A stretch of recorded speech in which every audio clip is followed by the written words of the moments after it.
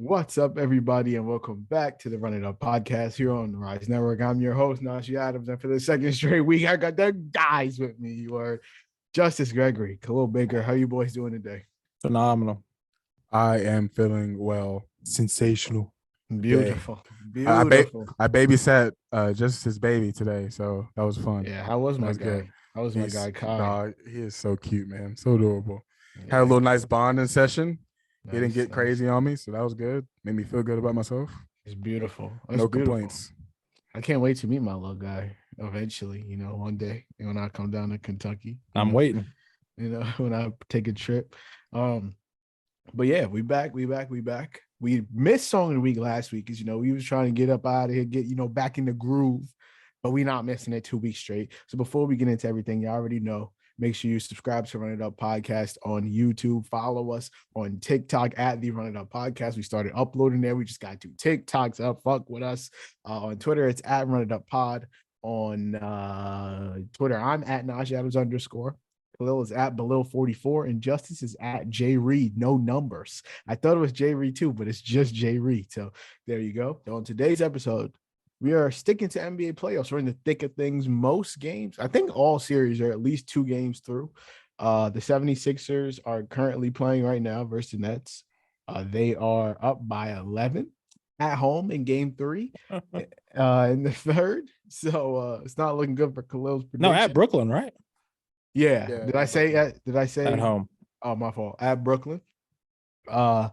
So I guess we can just, as much as Khalil wanted to talk about NFL draft, we talked a little bit about it before the pod, but I guess we kind of just going to stick playoff stuff here. So I guess we can start 76ers Nets.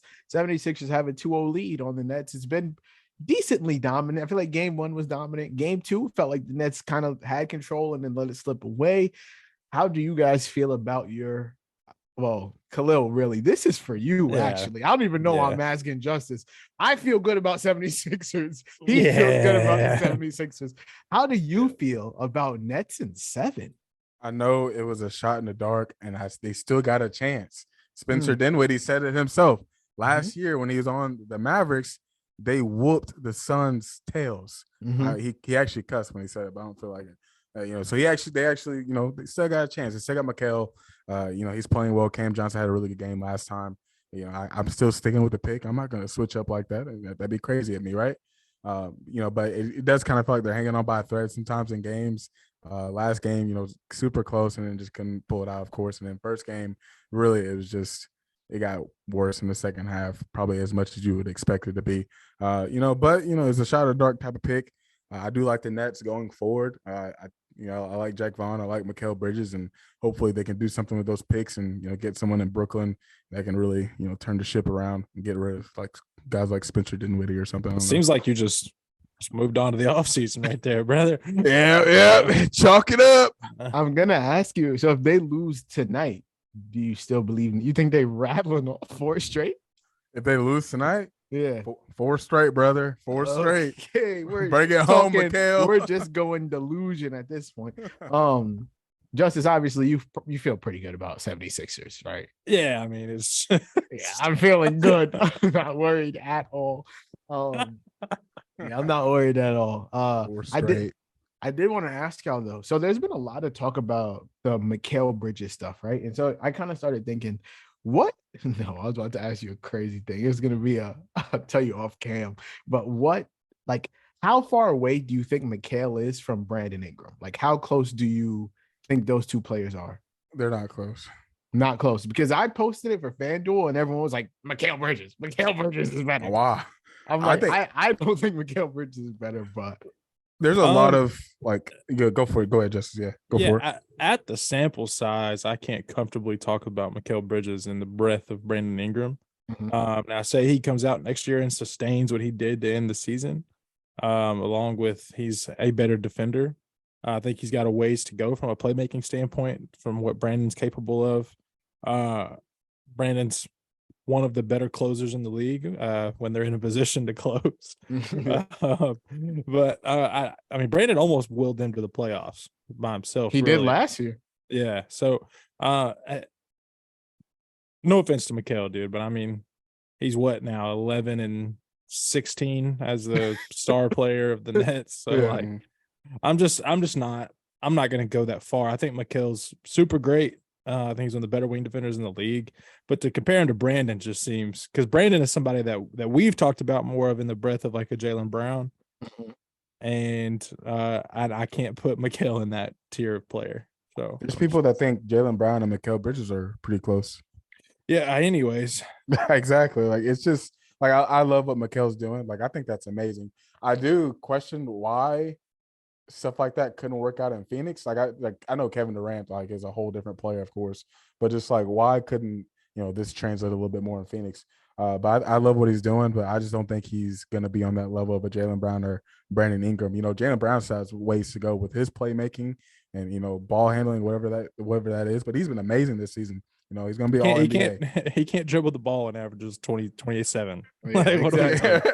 Like it's stupid. And Ingram is, again, he's almost carrying his team to the playoffs for the second straight year. So, those guys are proven. Sample sizes are bigger, and Mikal, it's great what he's doing, but it's way too soon. It's just reactionary almost at this point. And I know the Pelicans are out of the playoffs, but since we were talking about Brandon Ingram, I wanted to ask you guys in a similar vein, how close are Tatum and Brandon Ingram for you guys? Because I know all of us are pretty high on Jayson Tatum, like top 7 player type of guy for, I want to say all 3 of us.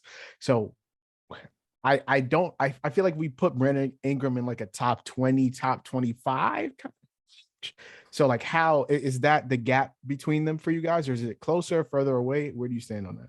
There was a point in time where I would have said, even before this season, I think that there were times that I could say that Ingram's more of like, I think I used to say Ingram is closer to Tatum than Brown is to Ingram.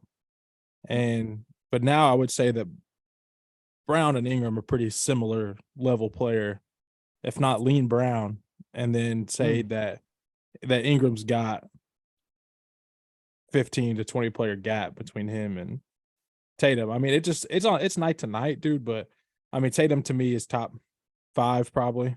What he's done defensively this year, because last year I kind of felt like he took a step back that way. Wasn't really sure completely how to deal with the MVP style load that's demanded of you every night. And this year he's used to it. He's adjusted to it, and he's fairly consistent all the time. He's an efficient scorer. His playmaking takes strides every year, I believe. And I think Ingram doesn't quite touch him defensively, nor does he touch him offensively. So I can't say Ingram's. I would say he's more of a Brown guy than he is a Tatum guy. Got you. Khalil, you kind of in the same. Yeah, for sure. Like, I think Ingram, it's like, I'm not saying like he is going to be like a top 15, top whatever guy, but that's the kind of player that he could be. Like, he's going to be in that range where the play could get up to that point. I guess it just comes down to consistency. Is he going to challenge himself on defense? The offense is typically going to be there or get there when he just gets going. Because even when he got back from injury, he was still, finding himself back, which makes sense. But when he got there, and he carried them to the playoffs once again. So, like, again, the gap seemed closer a year ago, before the season started, but that gap got a lot wider, as you could say. So it'll be closer to Jaylen Brown, Brandon Ingram conversation than a Jayson Tatum, Brandon Ingram conversation. So like top 20, top 15-ish, top 25, whatever. But if I told you that Tatum gets hurt for a year, JB averages 30, would you be shocked? Absolutely. 30 is a lot. I would. It's 3 more points, dog. It's 3 more. It is, yeah. But Tatum was the first Celtic to average 30 since Larry Bird. So it's not like it just happened. Right, but I'm saying if Tatum's out, Brown averages 30. Can we probably say that? I'd say that's pretty probable. Like, I would believe it. Like, I wouldn't be mind blown. If I told you Ingram averages 30 next year, I think you'd be shocked. I would. Yeah. So, and that's my point. I think Jalen's kind of separated himself as well from that conversation. So I feel that. To pivot back to 76ers Nets, like I said, I'm not really worried. I know a lot of people, James Harden had one bad game and everyone kind of started bringing up the playoff Harden stuff. I think it's super overrated. He was really good the first game. Second game, pretty bad. 8 points, 5 turnovers in the entirety of the series, not counting the game that they're playing right now. Obviously, he's averaging 16, 10, and 5. He hadn't taken a free throw in either of the first 2 games. He ended up taking one in the third game, but I think James Harden's fine, man. I think he's one of the guys that people just kind of jump on any little thing. Like he's an easy target to talk about. But overall, I'm not worried one bit about the 76ers. Moving on to what we thought was probably going to be the best series, probably still is the best series in the East. Knicks Cavs, they're tied at 1-1. Knicks kind of came out the gate, got the Cavs, caught the Cavs lacking, and the Cavs even things up at home. How do you guys, did any of us pick the Knicks? I can't remember. I don't think so. I didn't. No. So I picked Cavs. So how are you guys feeling about your Cavs pick 2 games through? Knicks got the split going back to MSG. Yeah, I mean, for the Knicks, that's a huge win. Brunson was phenomenal in that game. I think that Garland just kind of saying like, "Hey, I'm going to be better," and then immediately being the best player on the floor the next game is an eye-opening thing. Mitchell was really good in game 1. I think he can bring that to you any night. But Garland showing that he can put his foot on the gas and truly lead you offensively. I still think Cavs. I think Randall hasn't been phenomenal. Playoff Julius, man. Yeah. We know what that looks like. But if anybody was going to give him an issue, it was going to be Evan Mobley and guys of that nature, and Jared Allen behind him. If I know Randall shot the 3-ball well this year, but if you've got him settling for threes and long mid-range jumpers, he's kind of playing into your hands at that point. You live with that. So I mean, from a night-to-night basis, if the 5-10 on a good day Brunson is the guy that's putting it in his hands and leading you to a series win, then more power to him. That's what he was paid to do. I guess Quickly hasn't not been good. RJ Barrett has been. Yeah, I mean, RJ Barrett's just not good. So I was gonna get to him, but I mean, I just don't think he's like I'm ready to give up on RJ Barrett. I'm comfortable saying that because I feel like coming into the season, he was in like that Maxey, Hero, Poole. Like you always talked about those 4. I feel like most people always talked about those 4 guys, and I feel like it's not even close anymore. Yeah. I just don't think. I think the Knicks are asking something from him that he's just not capable of doing. Like he hasn't been good at all this season. He shoots 59% at the rim, 39% from like the short mid-range area. He shoots 31% from 3. Like he's not a good shooter. I mean, like on the series as a whole, he's averaging 10.5, 3.5, and 3. And that's just not enough. He's shooting like 12% from 3 on the series. And he's one of their starters, probably their 3rd option. I guess you could go back and forth between him and Emmanuel Quickly, but the Knicks would want them to be him to be their 3rd option. And I'm ready to give up on RJ Barrett, to be honest. I just don't think that he's that good of a player. He tries really hard on defense. I just don't think his shot has come around yet. And he takes tough shots at the rim. But when it comes to like shooting the deep ball, he takes pretty wide open shots. He just doesn't hit them. Like he was 89th percentile in shot quality throughout the season. So it's not like he's taking super contested threes. He's just not knocking them down. But yeah, Khalil, what do you think about the series so far? Do y'all remember what that trade package was for RJ Barrett? For Donovan Mitchell? Yeah. It was RJ Barrett was in there, right? And it was obviously and then they gave him the extension, and they was like, "Nope, it's not happening." Man. It's just crazy how probably how much they wish they would have done at this point. Probably, you just think about it that way. Of course, knowing who Mitchell is and seeing how you can probably make that defense work. I know a lot of people were down on it, seeing a Brunson Mitchell backcourt, but I think it still would have been better with RJ out of there. But again, it's great to see Garland, playing the way he is. It's very encouraging to see that type of stuff because it's going to be a big series for him, and it's just going to be a big series in general. So you're going to need him to, step up his play, and he did. And it was great to see him just compete on both sides of the floor too. So, I still have Cavs in 7. I still feel really good about it. Just a very physical and crazy series though. So, I feel good about it. Hey, would you rather have Rui or RJ Barrett? Ooh, Rui. I mean, Rui making himself some bread. I'm not gonna lie. I'm taking Rui. I'm taking Rui. All right, can we go to that draft class real quick? See who what class is over that? RJ 19. Yeah, go to it. All right, bro. So of course Zion and Ja. Yeah, easy. By the way, this draft class is shit. That was 2019. Crazy, right? Next is DeAndre Hunter. I'm taking RJ. I would take RJ here. Next, we have Darius Garland. Easy. That's not even a question. Jarrett Culver.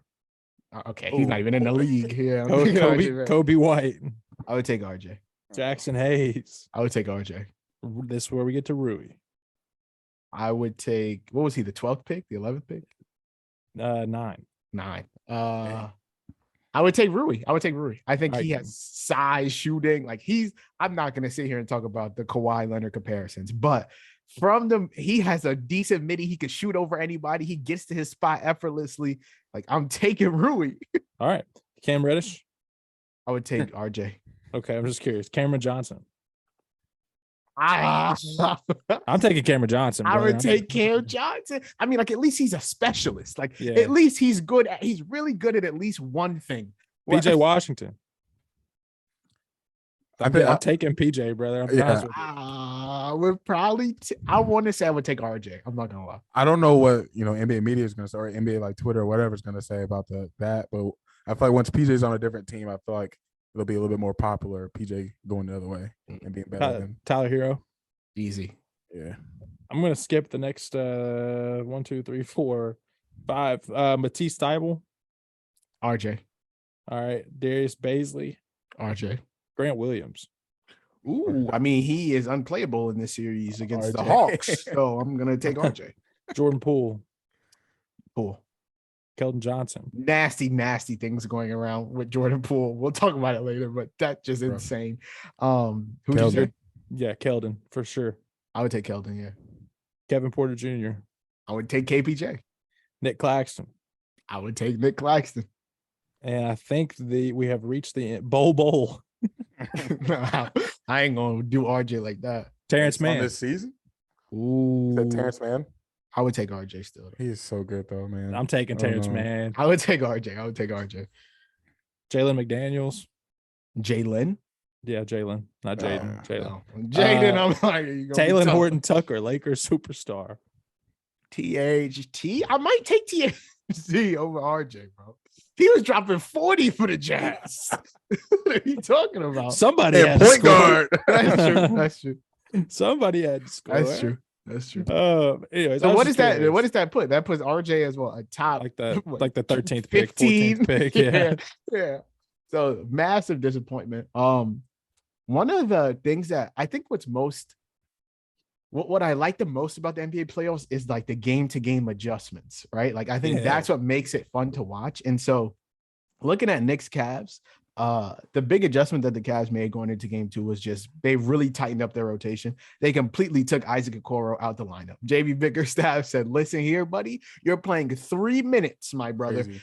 Isaac Okoro played 3 minutes, basically because in game 1, the Knicks stuck Jalen Brunson on Isaac Okoro. He stands in the corner. He's a catch and shoot guy. If the possession ends with Isaac Okoro taking a shot, when you have Darius Garland, Evan Mobley, and Donovan Mitchell on the floor, you've won the possession. And they just stuck Jalen Brunson over there, and he didn't really have to exert much energy on the defensive end. Went crazy on offense. In game 2, he played 3 minutes. Karis LeVert went from 18 minutes to 40 minutes, and he scored 24 points.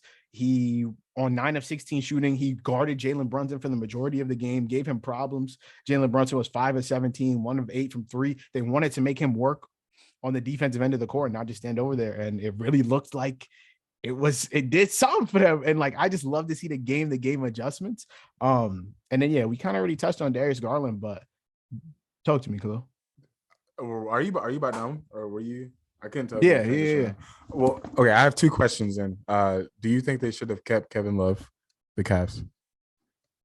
No, because I think when they shortened their rotation, I don't think he would have been in it, to be honest. Like, I don't know what value he really adds. I guess he's a stretch 4, but like, just a backup big at that point. Yeah, like, I don't really know. Brother, he shot 31% from 3 this year. He's not even a stretch 4 anymore. Like, I just don't think. He can go for taking a charge every now and then. So I think that I don't think they regret the trade. And then should they have been more aggressive in getting another piece, like another wing? Yeah. You think they so? Like, because there's talk about, like, if you were compared to like the Timberwolves and with Anthony Edwards, they went to go get Rudy Gobert, right? But their window, they haven't reached that window yet, and they still had time for Edwards to develop and get to where he needed to be. Now they're screwed because they have Rudy Gobert. Yeah, now they're screwed, right? Done. So it's like you kind of take that risk sometimes, just depending on what player you're getting. Are you rushing the window, or are you in that window, or what can you really do? What's the ceiling for the Cavs in the playoffs?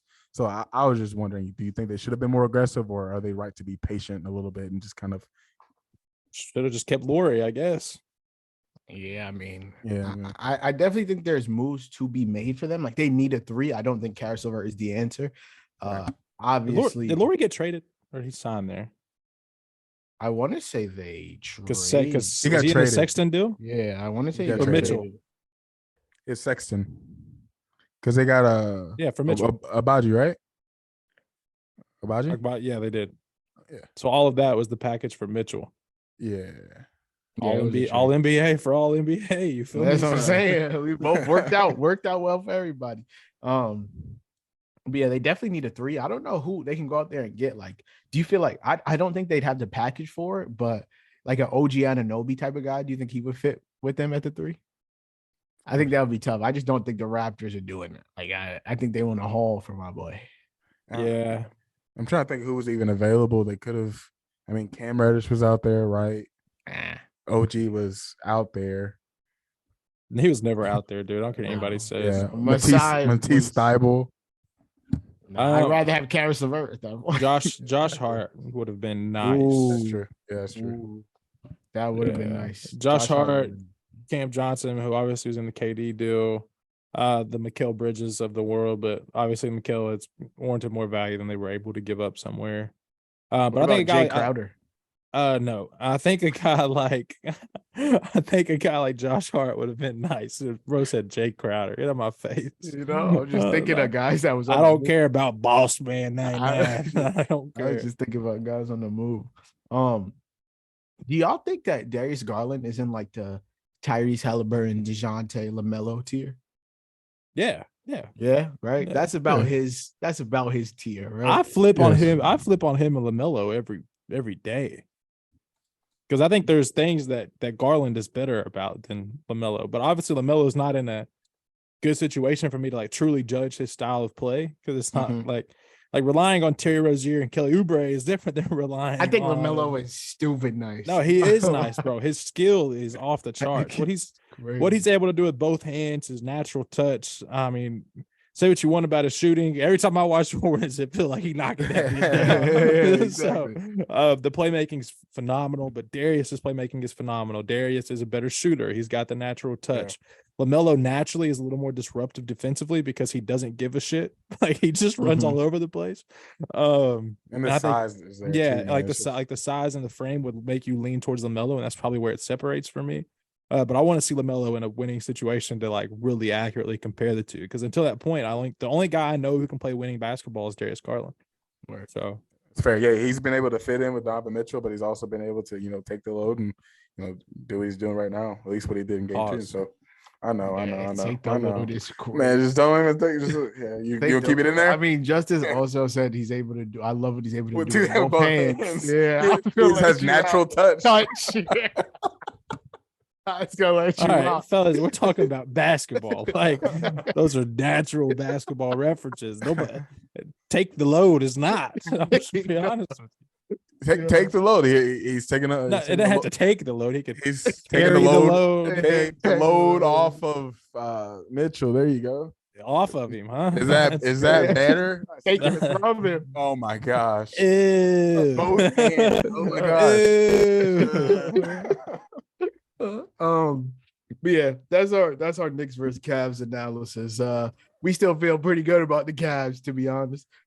Moving on to the whole charge thing. Bucks Heat, obviously both have lost two very crucial parts of their team. The Heat for presumably the rest of the season, unless they make it to the finals, which I'm confident in saying that's not happening.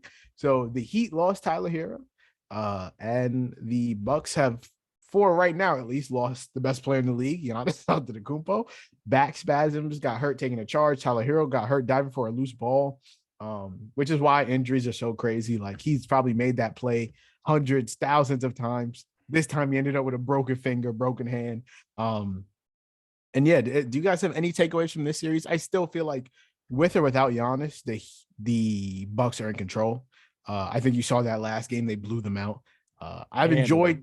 enjoyed seeing the Jimmy Butler versus Drew Holiday battle. They've guarded each other primarily for both games, and they've both given each other hell. Like Jimmy had 25 on good shooting last night, and Drew Holiday also shot pretty well, and I think he had like 23 points. So it's good to see them going at it. But this is the first year that I feel like Drew's really gotten like his flowers, like around the league. Like he doesn't feel underrated anymore. That's just me. There's people on Twitter trying to overrate him now. Like, I guess because of like the efficiency, or say he's overrated because of the inefficiency. But like I don't like it's. I hate that, dude. I'll say that I'm happy with Bam. I mean, for the guy who usually, like I've talked about, just shits in the bed in the month of April and beyond, up until the season restarts. For him to play the way he has, I mean, he was huge on the glass the first game. He's still scoring pretty efficiently. Getting 16 shots up is a step for Bam in a playoff series. So he's been good this series. In general, I think Milwaukee controls it, though. I like Milwaukee's bench more. Duncan Robinson having to play at this point is like just not ideal because he hasn't played in 2 years. Mm-hmm. So like he was actually on the floor when I turned the game on. So I was like, wow.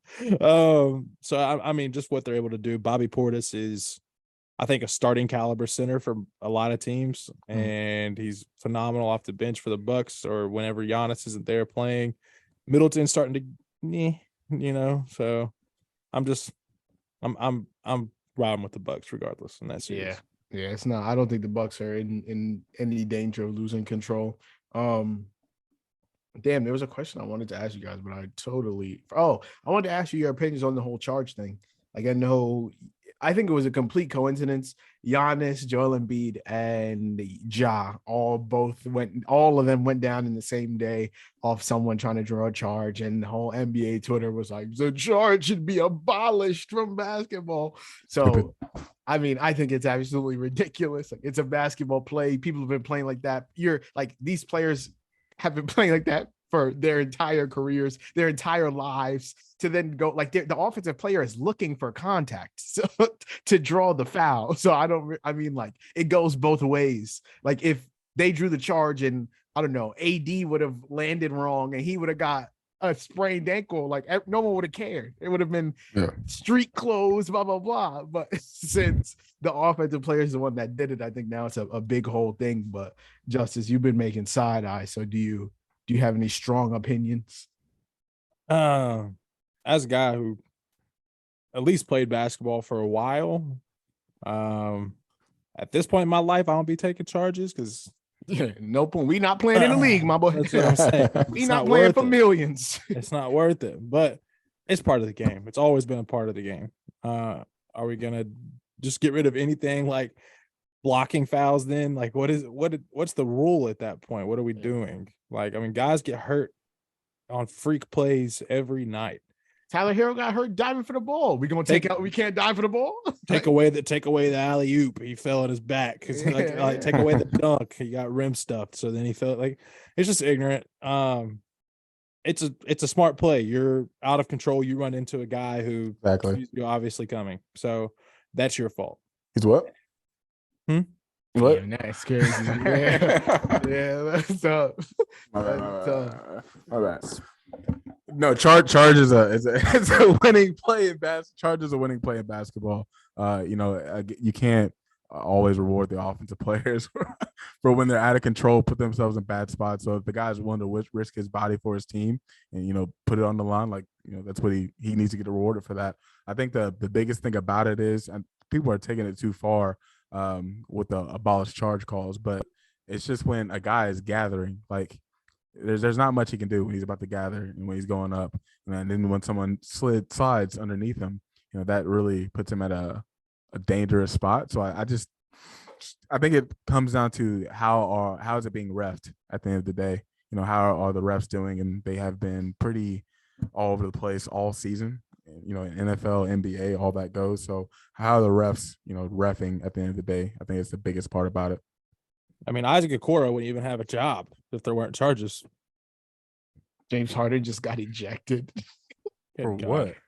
He like elbowed Royce O'Neal and like he was in like three. I don't know, bro. I don't even know. He like jabbed and elbowed him and they ejected him. There's the window. There it is. Let's go. Regardless, Nets. I mean, the Nets are actually up by 5. So let's go. They very well might pull it out. The little dream might be alive. There you go. But yeah, Bucks Heat. I have we're cool. Bucks are advancing. Moving on to the last series in the East. Celtics Hawks. Another one that I called this to be a sweep. We're looking pretty good through 2. We'll see what happens in the A. But the main question for me here is, what did the Hawks do this summer? Like, what do you do this summer? Like, DeJounte's a free agent after this upcoming season. So they have another year with him at least. They traded 3 firsts and a swap for him. So really 4 firsts for DeJounte, who very well might walk after this year. I know might. Yeah, exactly. Why would you stay? And then he's Trey feels like he wants out. They're looking to trading him. I don't know any teams that are a good fit for him. Like what does the Hawks do? There's a couple. The Nets. I'm sorry, I'm not on the Nets. I'm just saying the Nets come to mind. Yeah, the Nets come to mind. Initially, I thought about the Thunder, but I think about it with Giddey and Shea and Jalen, it just doesn't feel right. DeJounte, I think, is a Knick. I think it makes the most sense for him and his style of play. So what happens with RJ? Yeah, you put him at. I guess they just keep him at the 3. You cut him. Yeah, I don't care what you 3. Yeah. But I mean, Trey. I think there's a lot of teams who would love a guy like Trey, just for the offensive juggernaut that he is. But it's just, I mean, if we're being honest, Atlanta had their run with him. They haven't been great about building a team around him. There was at one point where they kind of had like the most depth in the league. At least it felt like it, between Gallinari and Hunter and then the Reddishes and all those guys that they're able to throw out there who are wings and play. I'm really just trying to think of spots for Trey on the fly right now. Miami rings a bell. Raptors. No. Spurs. No. I don't know. I went. So there's this site called Sportsnaut. I've never really heard of it, but they put together like 4 Trey Young trades, and so I'm gonna tell you them, and you tell me if you would do it or not, or like what you think of them. So Trey Young to the Thunder. Hawks get Josh Giddey. No. Jalen Williams, not J-Dub, the light skin. Okay. No.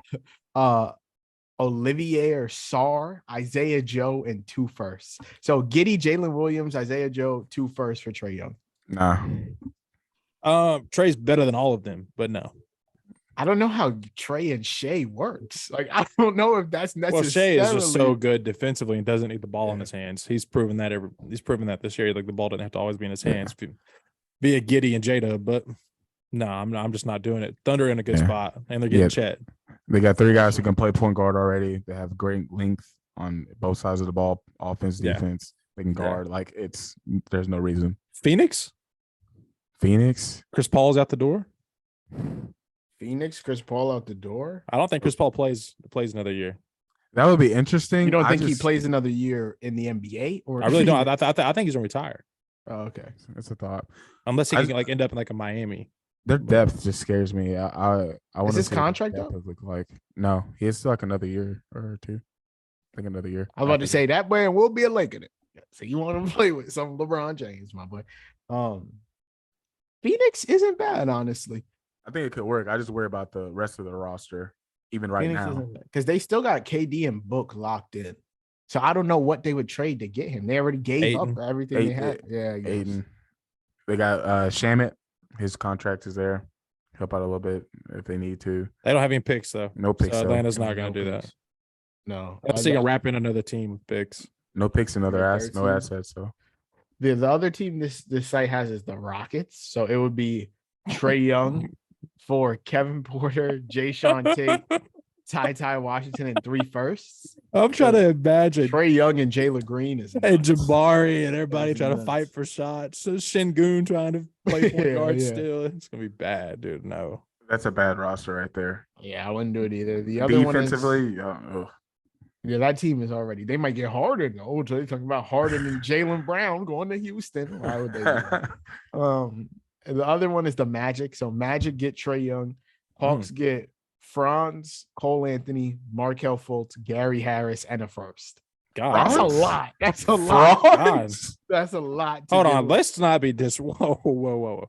Franz will never be as good as Trae Young is right now. No. But I feel know, like but like that's a lot of NBA caliber guys. You're wiping your roster. Get Trae Young and Paolo. Lakers? 2-6-10 guys. What are we I'm saying. giving them? What are we giving? Sign and trade Reeves.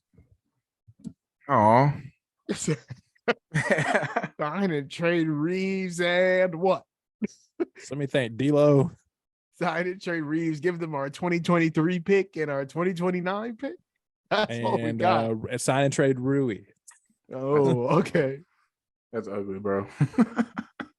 I'm just trying to think of spots that need a point guard, like that need The a last guy. team they gave was they say blockbuster trade where this is so unrealistic. Blockbuster Trae Young for Zion Williamson.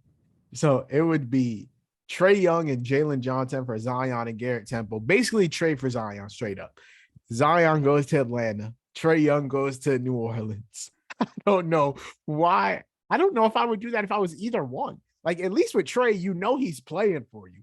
Zion ain't played real important basketball in his career once.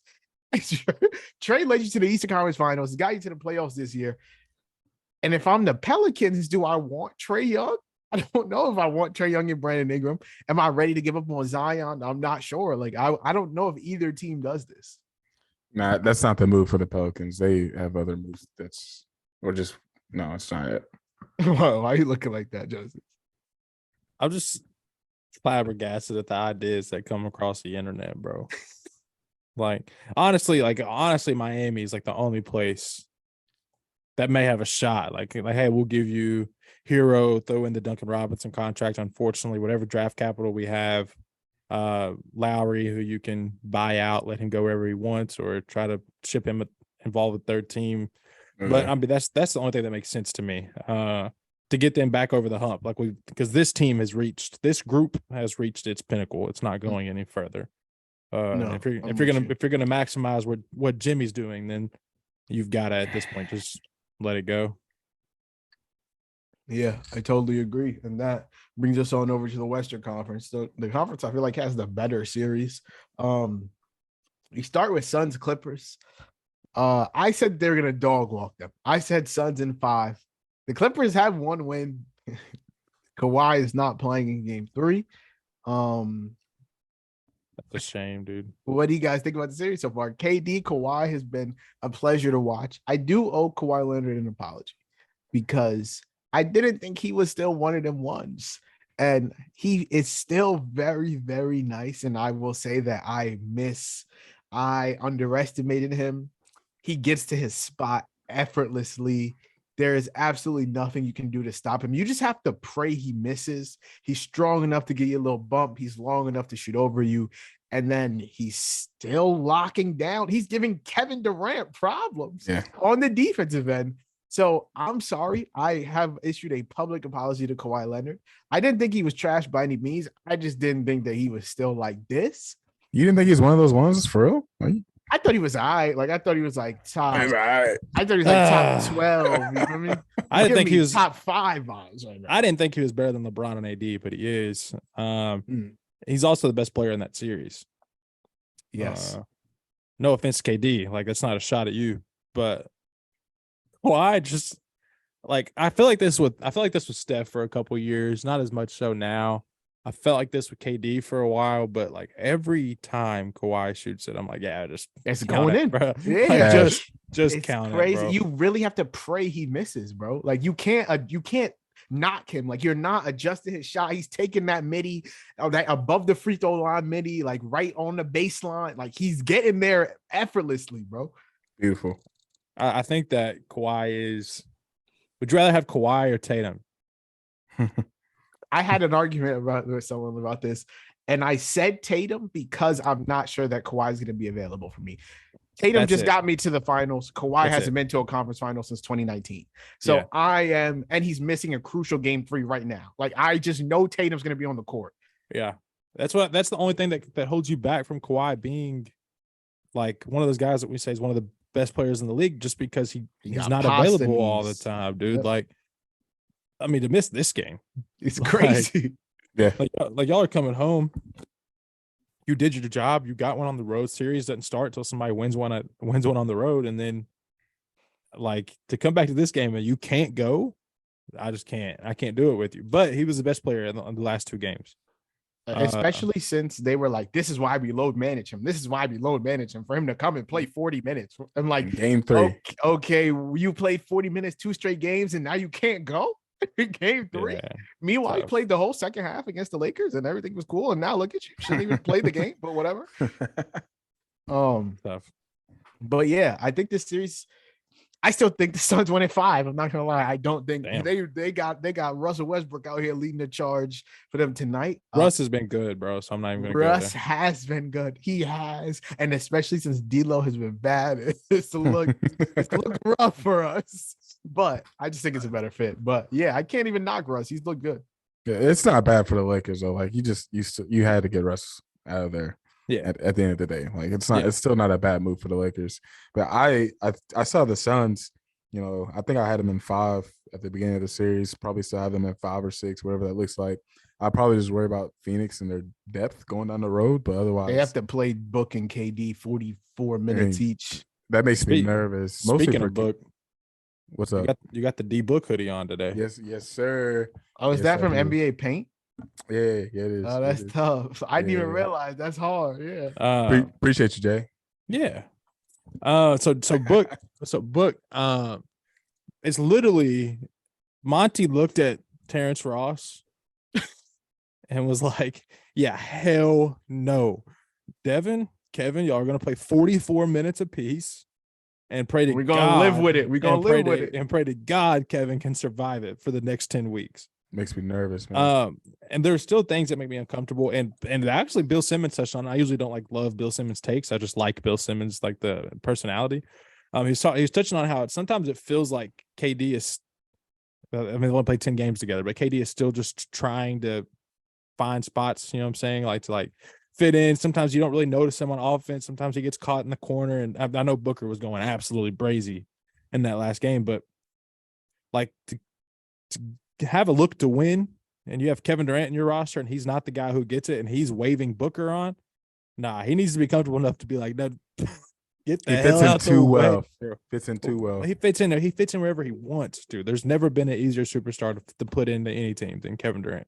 Because his playmaking is exceptional, his shooting's amazing, his scoring's amazing, his rebounding and defense are both above average. So just the first in those situations a little too much at first. So it takes a little bit to settle in.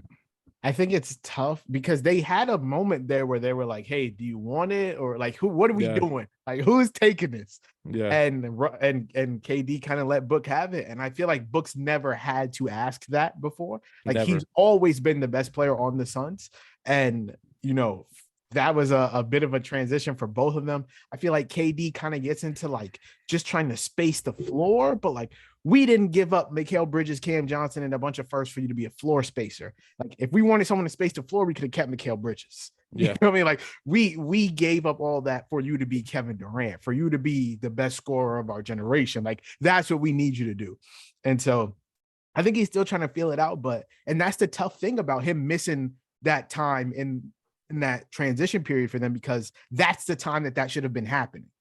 And so now you're trying to figure it out on the fly in a playoff series, and it can get nasty. You know, you can lose a game to a team that you should beat. But y'all think that kind of limits their ceiling in the playoffs? Or Nick Claxton just got ejected. Oh Lord. Jesus, what is happening in this game? Embiid's kicking people. Nick Claxton is getting ejected. What is happening, bro? What's the score? Is Brooklyn's Nets are up 3. Okay, Khalil. They fighting. But do y'all think that limits their ceiling? Like, I don't think. Do you think that limits their ceiling? Are they being able to fit in and not having enough, minutes and games together? I think they're still my favorites in the West. Well, I think the Lakers are my favorites in the West, but I think the Suns are my conference championship. Like I think they still make the conference championship just because I think they have so much more top end talent than everyone else that they'll just be able to figure it out, you know? And like that game 2 versus the Clippers wasn't a blowout by any means. Like it was tight there. The Clippers had the lead in the 4th. And then at the end of the day, it's just hard to stop everything coming at you with them. Like they have Book went for 38. Like KD could as easily done that. You have Chris Paul with his little midi is on. And then people like to forget about DeAndre Ayton. He's a good offensive guy, especially when all you needed him to do is pick and roll. That's not what they're doing with Ayton, though. Ayton's shooting far too many jump hooks and 15-footers. And that's true. Like, wait, why do we have Devin Booker and Kevin Durant when we deferred to DeAndre Ayton for 7 or even Chris Paul? Chris was good at the last game. But he's still a guy that can close it out. They got 3 guys that can still close out games theoretically. And Chris Paul is maybe hit or miss, now at this point, but still another guy that can close it out. Yeah, for me, I still think the Suns win at 5. I'm not. I think the Clippers end another season in disappointment. Just like everyone has ended disappointment since Kawhi's been there. But we don't have to talk about that. Kings Warriors. Obviously, the Warriors are down 0-2 for the first time in the Steph Curry era. I think we all picked the Warriors to win. I said Warriors in 7. I still think they win in 7. The Kings are a beautiful story, light the beam, blah, blah, blah. I don't know what most people were expecting. If you took the Warriors in 6 or 7, like they were a bad road team. They were 11-30 on the road and 29-8 at home, whatever they were. Like this was always the way the series is going to play out. They're going to have to win a game 7 on the road, but I think they look like a different team at home for whatever reason that is. So I'm not necessarily worried that the Warriors win, but listen, if they lose tonight, the dynasty's done. I just don't see them losing tonight. It makes no sense to me at all. No. What happens between them, like home and road? I don't get it. You mean like an hour and a half up the road? I just don't get it. And right now, the way they don't look like a bad road team. They look like a very bad team. Like it's just awful. I went Warriors in 5. Same. Banking. Well, that's dead. Banking on I'm going Kings. Oh, you're taking Kings. Yeah, Fox has been the best player in the series, not Steph. Even though the plus-minus stuff with Steph is always phenomenal because Steph's phenomenal, but Fox has just been – and the impact he makes defensively and the things that – fourth quarter shit is real. That shit is real. Fox is – I tweeted this. I don't think the Warriors can match the Kings' energy, and I mean it in a way like for the series. I don't think they can match the Kings' energy, and like they keep game planning for different things, and like it's like game 1 we're not worried about Malik Monk. Let him, and he pops off. Game 2 we're going to shift a little bit more focus to Malik Monk, and he still pops off, and now we're just waiting on Kevin Huerter to do something, and then like actually knock down threes. And like the offense for the Kings is so fluent and so good that I'm just going to pick the Kings. I mean, the 2-0 series lead is huge, especially when that group of guys has never even been there, like never even sniffed the playoffs. I've got to go with the Kings. Yeah. They're getting whooped like in every facet of the game.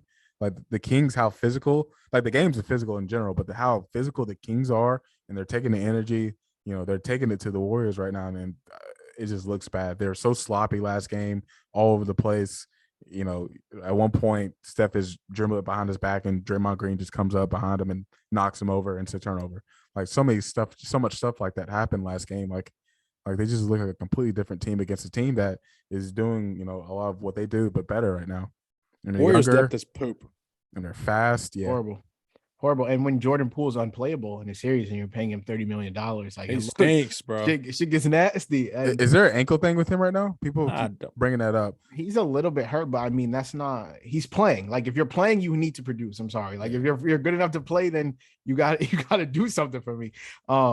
And the scary thing is, like, the Kings haven't even shot the ball that well. Right. Like in game 2, the Warriors shot better from the field and better from 3. The Kings were 9 for 38. That's 24% from 3. And they won by an 8. Like that's still if the Kings shoot 35% from three, that's a blowout.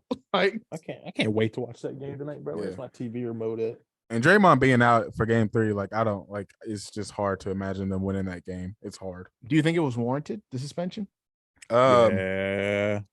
I do think I do think that he is very goofy and very clumsy and like just over the top as a person in general. So his actions, his words, everything that goes. So I do think there was some validity to him actually getting tripped up and, you know, losing his balance a little bit. With that goes, like he stomped on him and it looked really bad. Yeah, and then everything he did after that, like you just made it worse for yourself and you honestly asked for it at that point. Yeah, I think I don't know if he necessarily meant to hurt him. I think he definitely meant to do the stomp though, and I think it looked a little bit worse than he intended it to. I think the suspension was deserved though. Like it is what it is. You know your reputation in the league. Like you know what it is. You were tied for second in text. Like you know you don't get refereed or officiated or judged the same way that other people do, and that's you just have to know that. And so, yeah, I don't know. I think. There's a stat that when you're down, the team that's up 2-0 wins the series 93% of the time. So I mean, the odds are not in the Warriors' favor. If they lose tonight, I would pretty much say it's done. You're not winning 4 straight. Not this team. And so yeah, this is pretty much it. I did want to talk about the Jordan Poole stuff because obviously he isn't having the best series. But Best like year. there's this. Yeah, he's not having the best year. Definitely regressed as a player, but there's this like narrative out there that he's just a bad basketball player. And I think with NBA, like the NBA media deals in such absolutes when it comes to player evals, like you're either, I tweeted this out, like they either label you as like a superstar guy or you're just garbage. And there's nowhere in between. Like there's no room for anyone to just be a average or above average NBA player. And when that's realistically what 85% of the league is.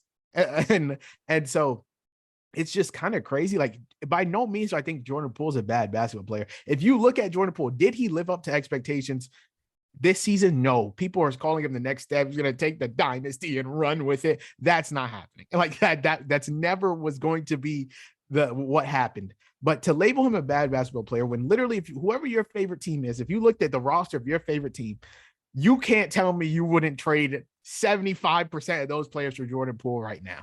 And so he's 23 years old, man. That's what I'm saying. He's 23. Like, and that is still like, even if he came in like what, 20 years old, something like that. That's still 23 is still very young. It is in anything in life in general. It's very young in the NBA. Tatum is still 25 years old, developing his game, still figuring it out, still trying to be consistent. Like that is young. Like for someone to say like I love KOC and I didn't see the whole quote. Like I just saw shout out FanDuel TV. Yeah, nice. But I didn't see the whole quote. I didn't see all of what he said. Just like what everyone wants to post, right? I saw that he has no hope in Jordan Poole. Like he's 23, man. Like I'm not saying he's gonna be like Steph or like the best player on a title team or whatever, but he's 23 years old and he has produced really good basketball in the past. And for me to give up on a guy when he's shown that and say he's not a good basketball player is just too much. And I just think it's unnecessary. And like you're saying, it's just over the top. And yeah, that kind of leads me to I think there's 2 more series. I know it's our series and there's one more. Oh, we could just go Nuggets, Timberwolves. Does anyone have thoughts here? I took Nuggets in 6 because I thought we picked the play-in teams. We picked the Timberwolves, you picked the Thunder, but we picked the Bulls, you picked the Heat. So we actually split there. But yeah, I feel like the Nuggets might sweep them. I'm not gonna lie, it might be a sweep. I wouldn't be shocked. Michael Porter Jr. looked incredible in game 2. I love Michael Porter Jr. Jamal Murray was untouchable. Stupid. Ant had 40 and they still lost. Like it's tough. Cat is not really doing much this series. And yeah, they've done nothing to make me feel like any confidence in them to even push this to 6. So I'm gonna go ahead and say Nuggets in 4 or 5. What about y'all? Probably agree. I guess a part of me thought that Minnesota could somewhat keep up with what I think. Even when we talked about it the first time, I said if Michael Porter Jr. is really good and Jamal Murray is really good, it's a difference. Like, I just don't know what to expect. Porter's been efficient all year. That's just what he does. But the rebounder he is, the shot maker he is. I mean, he makes tough shots too. Like they're not always just catch and shoots. But Jamal Murray coming alive put a bow on that series. That shit's over. Because all Jamal Murray needs is just this much confidence for him to think he's the best player on the Nuggets. So and he looked like it the other night. He looked like the best player on the Nuggets. It's so fun to watch. Sometimes that's what the other team wants, though. Sometimes they want him to think he's the best player on the Nuggets. Yeah. Nah, I got he's a little in, proven though. Nuggets in 4. I think they're gonna win the next 2. Yeah, I had Nuggets in 7 originally, and I just don't see that happening. I just don't see it happening. I think I was a little low on the Nuggets going in, and not like high on the Timberwolves. It was just the Nuggets in general, and just seeing how they looked. And I think the Timberwolves could have, like Ant Edwards, I think he could have exposed some things in that defense. And even then, he did, and it did not matter. You know, MPJ, Murray, they showed up, even in the Ant Edwards game, and there's just nothing they can do. So I'm going to go with the Nuggets probably in 4 as well. Boom. And before we get to the Lakers thing, I just wanted to ask you guys real quick. I meant to ask you before we were talking about the Warriors. If there's some realm in which the Warriors get swept, do you look at Steph Curry any differently? Because I know KD got hell for getting swept in the first round. No. But we don't look at Steph Curry any differently. Okay, cool. No. All right, my brother Steph done won some jewelry, brother. So as recently as last year. So that team is just not in a good spot. It's not looking good right now. There's not much he can do either. The last series of the night, the one that means the most to me, the Lakers and the Grizzlies. Justice picked Grizzlies in 6. You're feeling good about that, I'm assuming. Kind of. It's just tough, man. And the reason I pick Grizzlies in 6 is because of games like last night when you watch the Lakers, where you get an AD who is not aggressive. You get an AD who is not dominating the glass. You get guys like LeBron was pretty good, actually, for the most part, especially the second half. First half, I didn't even notice he was on the floor. Yeah, first half was rough. Yeah, even though if you look at, and this is the thing with LeBron, you look at the stat sheet, he always looks like he's made an impact. But I wish he wouldn't shoot 8 threes in playoff games. Stupid. Unless he's hit the first 2, just stop. Just go ahead and settle. He settles for threes. That's what I'm saying. Just get to the rim, bro. I feel better about the catch and shoot in that situation, but off the dribble, like, just stop doing that. And I think he just hasn't been that aggressive with getting to the rim. Go, keep going. Reeves was not good. Nope. And they talk about, I'm glad I put him on eBay prior to. And they talked about it in the game about aggressive mistakes. In the playoffs at that point, we cut out those. We're trying to make plays, but you have to be efficient, as efficient as you possibly can. Rui was great. It's a good positive. We like when Rui's good. I don't understand how Mo Bamba was a part of a trade. Like, what was the point in trading for Mo Bamba if we're just not going to play him at all? I don't understand, bro. Like he has to offer something, right? Something. He's a 7-footer that can shoot the ball. That we don't have that. No, he has to offer something. Schroeder was bad. D'Angelo sucks. And I love D'Lo, bro, and it's so nice when it goes in, but damn, it just is not playing well. He's not playing efficiently. His decision making is not phenomenal. It's just our decision making that last game wasn't phenomenal in general. Sometimes we tried to force to AD, but we forced to an AD who was okay with settling for fadeaways the whole night. And he was getting his shit stuffed by John Conchar, or whatever his name is. That was crazy, bro. After he stuffed his shit, I was like, oh yeah, we lost. Yeah, he pinned it, bro. I think there's a real conversation behind if the Grizzlies are just a better all-around team when Ja doesn't play. I know a lot of people are saying that, because it actually does feel like it to an extent. Their offense just feels different, bro. I think they move the ball a lot more. Yeah. Whereas Ja likes to play a lot of hero ball, you know? Yeah. Let me just say, every time Triple J shoots it, I think it's going in. He's nice.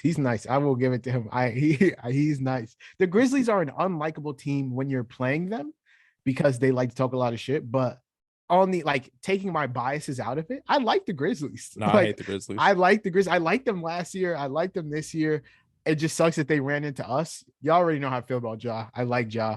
I like Triple J. I like Dylan Brooks. Like I don't like Dylan Brooks, but I respect it. You feel me? Like he talks shit to anybody. I tweeted, I truly believe he would tell Prime Jordan he's trash. Like it does not matter. And for that, I respect you. Like if you're gonna say it, no matter who it is. And he respects LeBron. I have one problem. Mm-hmm. He definitely respects LeBron.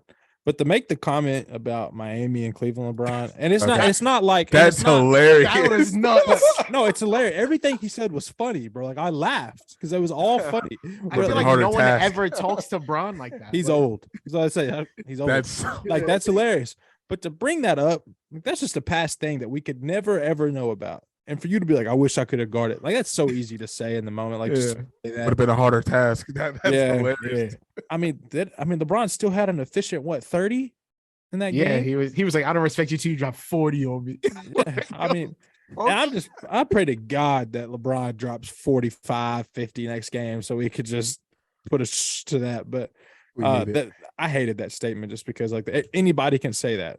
You know what I'm saying? Like somebody could have been guarding Wizards Jordan and had a good day. But like, I wish I could have seen Chicago Jordan. Yeah. That would have been a bigger challenge. Well, first of all, duh. But second of all, like, no, you don't. Like Dylan Brooks. There's a guy on TikTok who was talking about it, and he said,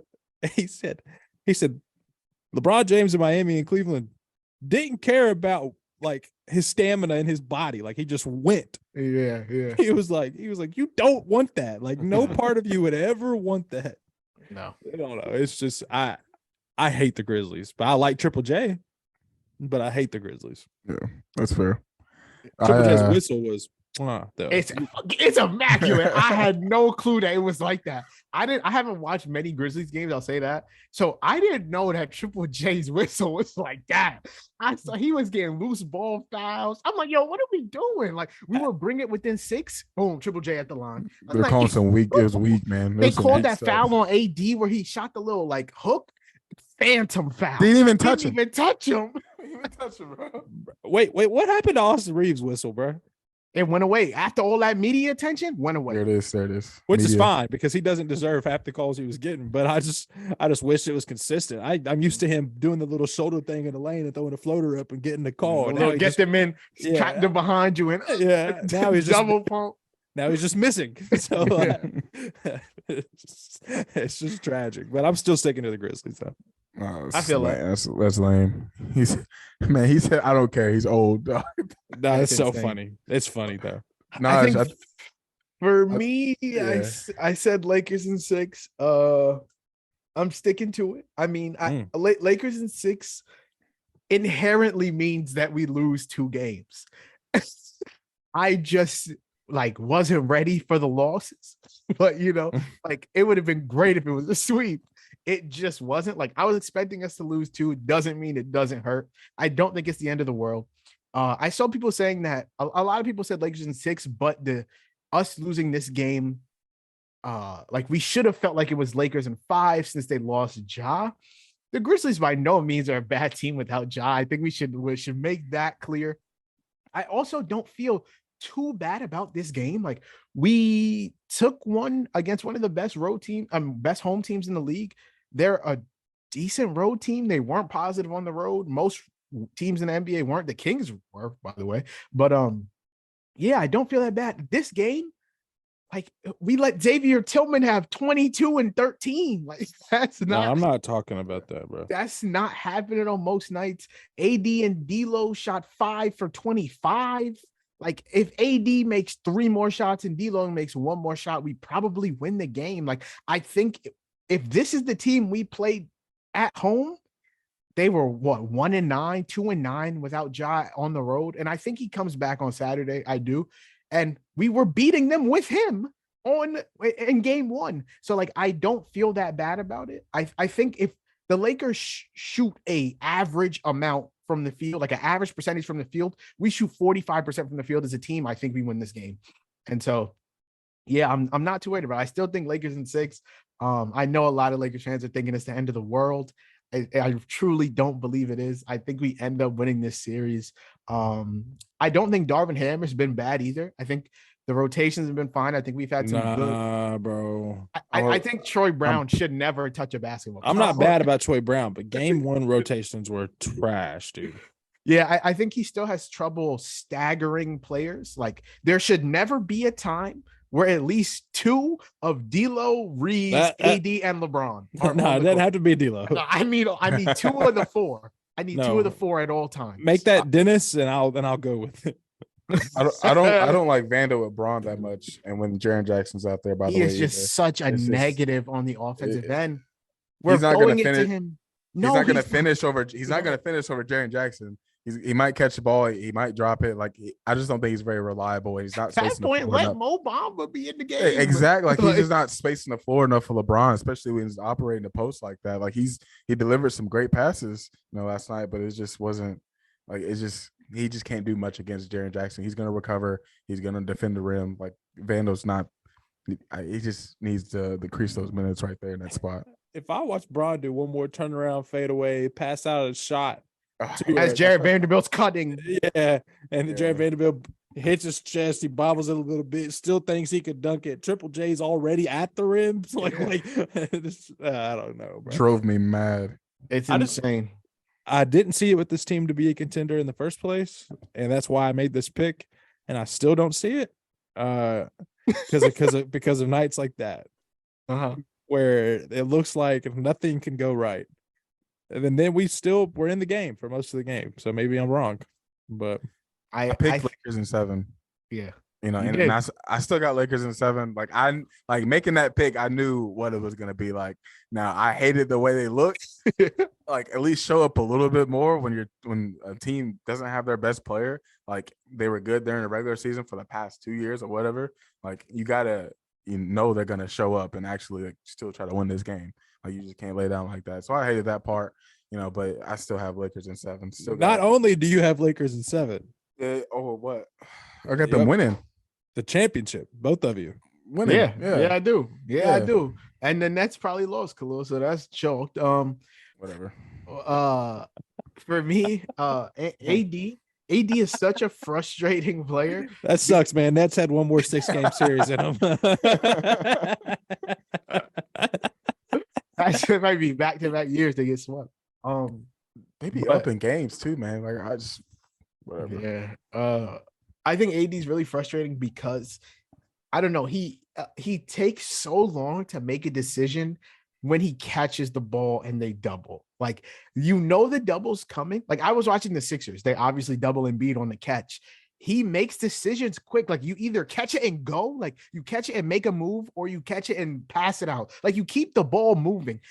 He catches it in the post, faces up, waits for the defenders to come, and wait. Why did you give a little light skin? He looked him up and down real quick. Because that's what he does. He catches it in the post. He catches it in the post, faces up, waits 5 seconds at this point. The shot clock is at 10, and then he kicks it out. Like you got to catch it and go. Whatever you're going to do, make your decision and live with it. If you're going to pass out, pass out. If you're going to make a move, take it, spin, do something. But you sitting there waiting for the double to come is never going to lead to a sustainable offense. It felt like he got discouraged a little bit too. Like he just wasn't getting some calls, and it just kind of took him out of it. Like 4 for 14 wasn't as interested even then too. And just not as interested is not my thing to hear, brother. And to end us off, I wanted to go through a quick little exercise here.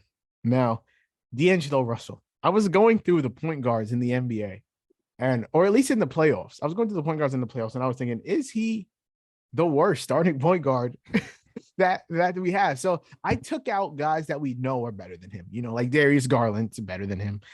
Steph Curry is better than him, obviously. I think most people would take Marcus Smart, so I'm not going to say those guys. But I'm going to give you a player. You tell me if D'Angelo Russell is better or worse. Russell Westbrook. Better. D'Lo's better than Russell Westbrook. No, sorry. Russell Westbrook's better than D'Lo. Okay. But that is very situation dependent. I don't want to say like in a vacuum, I think Russ is better at basketball because of what he can still offer you defensively and the energy he brings from like a rebounding standpoint. in the loose ball standpoint, which literally won the Clippers a game. But like in the vacuum, he's better. But like on the Lakers, he's not. Like D'Lo is like what you have to have next to LeBron. But it doesn't matter because he's throwing up bricks anyways. But Khalil. No, I completely agree. Like we've seen what Russ looks like on the Lakers, and we just can't see that. So, but Russell Westbrook is the better player. But I guess Russell anywhere else, Russell anywhere else, and it's fine. But with the Lakers and LeBron, not anywhere. Sure. But like D'Lo was, people aren't gonna treat D'Lo like they treated Russ in that situation, just playing off of him, whatever else. Like he still has some respect a little bit. Shit, they might. Maybe here soon they might. When he firing that trick up, bro. Here soon they might, but he still has garner some of that respect, and he's still a better fit for the Lakers. All right, D'Angelo Russell or Tyus Jones? Tyus Jones. Okay. I've said that on this podcast before, or maybe it was just to you, Nash. It might have been to me. I think Tyus Jones is a much more reliable player. D'Lo is just a little bit too sporadic, a little too unpredictable, especially when we get to this part in the season. Unfortunately, like for a guy to, have his moments like he has, and to be in the playoffs and look like how he does for the past few seasons. Isn't it so cool when D'Lo's good though, bro? Like it's so good. He is so good at being good, bro. That is cool. Like I love when he's good. All right, D'Angelo Russell or Kyle Lowry? Kyle Lowry. We're 0 for 3 here. All right, Khalil. Wow. D'Lo or Kyle Lowry? I'm gonna take D'Lo now. No. Okay. Okay. It's D'Angelo Russell or Spencer Dinwiddie? D'Angelo Russell. D'Lo. I don't like Spencer. Spencer Dinshitty. Okay. D'Angelo Russell or Mike Conley? Mike Conley. What? Conley. Okay. D'Angelo Russell or Malcolm Brogdon? Malcolm Brogdon. What? 6th man of the year. And then last but not least, D'Angelo Russell or Jordan Poole? Oh shit, 2 shitters. Let me think. Let me really think about that one. I think D'Lo right now. Yeah, no, and I'll still take Jordan Poole as a basketball player. I mean, he's been shit this year, but D'Lo had like his best year of his career, but right now he's shit. So I think Poole has a hard time fitting in where he is sometimes consistently. So it might be a little bit more situational. Like he might be better in a situation with the Lakers. So, I'd love to have Jordan Poole. I would love to have Jordan Poole. He's not better than Anthony Simons. So is he better than Austin Reeves? Yes or no? Jordan Poole? Yeah. Yeah. Khalil? Yes, man. Okay. And with that, we're gonna go ahead and get it up out of here. Better than Austin Reeves. That was a Twitter thing. We're gonna go ahead and get it up out of here. Make sure you guys subscribe to the Run It Up podcast on all podcasting platforms. Leave a 5-star rating and review. Follow us on Twitter at Run It Up Pod. Follow us on TikTok at The Run It Up Podcast. Comment, let us know what's up. You can follow me on Twitter at Najee Adams _ Justice at J Reed, Khalil at Balil44. And with that, I hope you guys have a litty day, a litty night, a litty life. And just like we do on every episode of this podcast, make sure y'all go run it up. Run it up.